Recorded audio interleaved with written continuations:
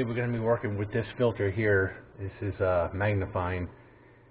See, I got these from Amazon. You can order them almost anywhere. It's just easier for me to keep using Amazon all the time. They have a really nice filter in them, and at the same time they have magnets inside of them too to attract any type of small particles.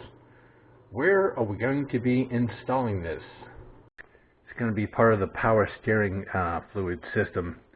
So basically, this little filter here is going to be installed off of this line, and the flow goes this way. So it'll be installed this side up, and it's going to go right down in here. So I just need to cut and get this installed, and that way I'll have a filtering system for the power steering.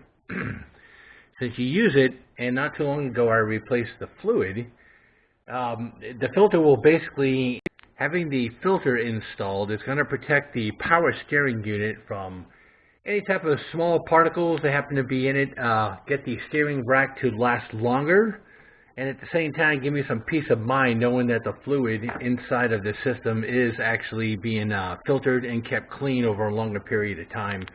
As far as replacing this, you don't have to get down there and take the steering rack apart and pull off the hoses and all that stuff.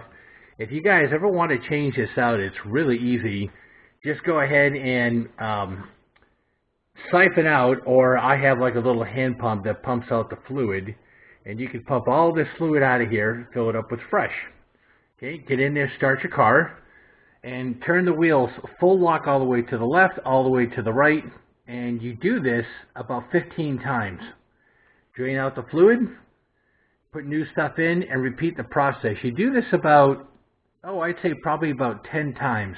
And by the time you're done, after about the 10th cycle of doing all that, filling it up, going lock to lock for about 15 times, draining it, filling it up again, then you check it after about the 10th time, and this fluid is crystal clear. You've actually recycled it through the entire system, and that's one of the easiest ways to do it. Sure, yeah, it's good to do it outside, or you can jack your car up to get the wheels off while you're turning them side to side. That way you don't make, weird little spots in your tires or make any spots in your garage or driveway or whatever. But that's one of the ways of doing it, and I cannot suggest enough that that's something that you want to maintain, just like you maintain the fluids in the rest of the car.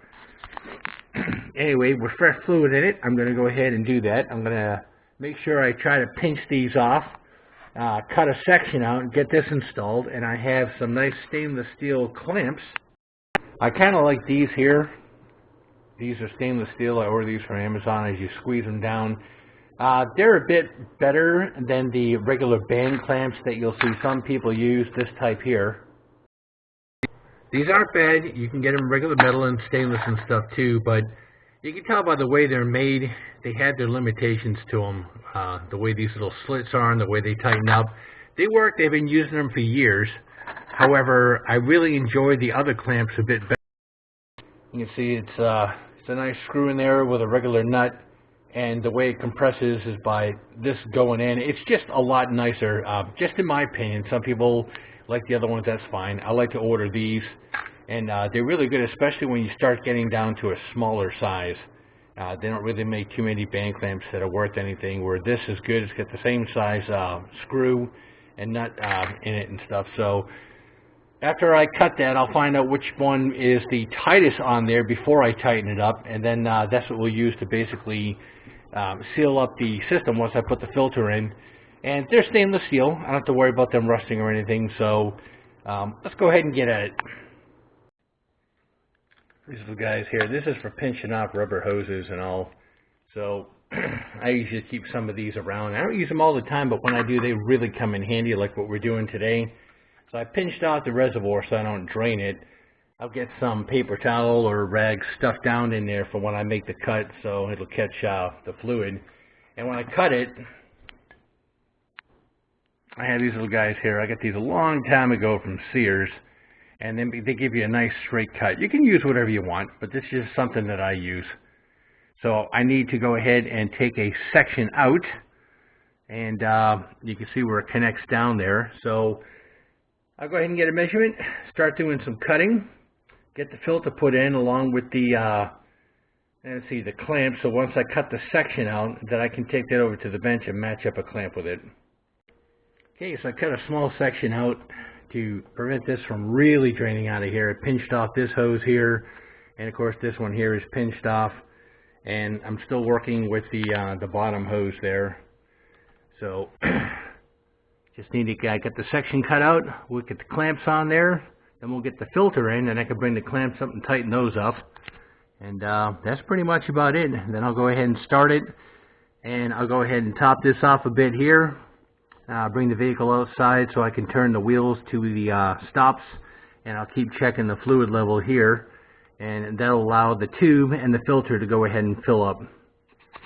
So let's get this out of the way. Let's get the filter on.